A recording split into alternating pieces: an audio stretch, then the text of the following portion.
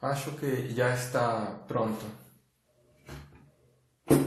Então, para que fique guardado a informação, entre estes dois modelos existe uma diferença muito grande.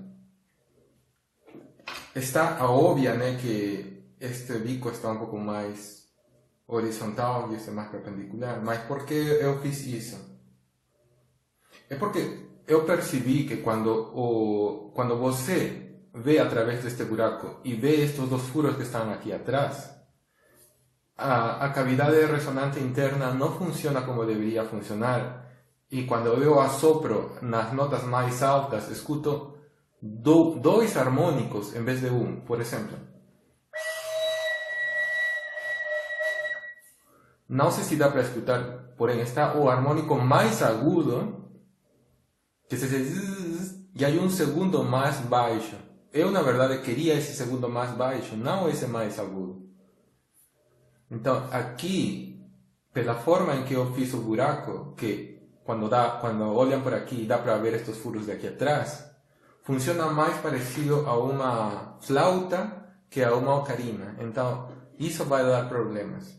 Então, por isso, neste modelo, eu modifiquei a forma desta embocadura para que olhe para que olhe a base da ocarina, né? Então, com isso, a cavidade ressonante interna se parece mais à cavidade de uma ocarina mesmo, né? Então, percebam a nota mais alta aqui.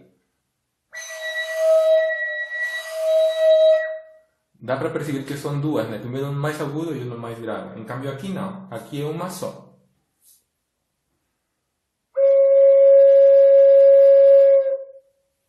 Então, esta cavidade ressonante é mais eficiente.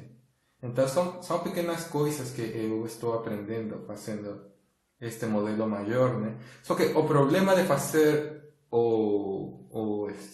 este bico deste jeito é que é difícil de assoprar e tocar. Logo, acho que vou colocar uma segunda, como um codo, uma coisa assim, algo, para que este bico seja para cima, porque assim como está, o som sai, só que é muito, muito difícil de tocar depois. Então, tenho que achar um jeito. E logo está o problema de que isto tem que ficar em pé, né? Acho que vou colocar uns pés e ao final, acho que de aqui vai ser um pinguim. Não sei ainda o que eu vou fazer, mas acho que já está pronta esta ocarina. Isso era o que queria mostrar para vocês hoje, então, tchau.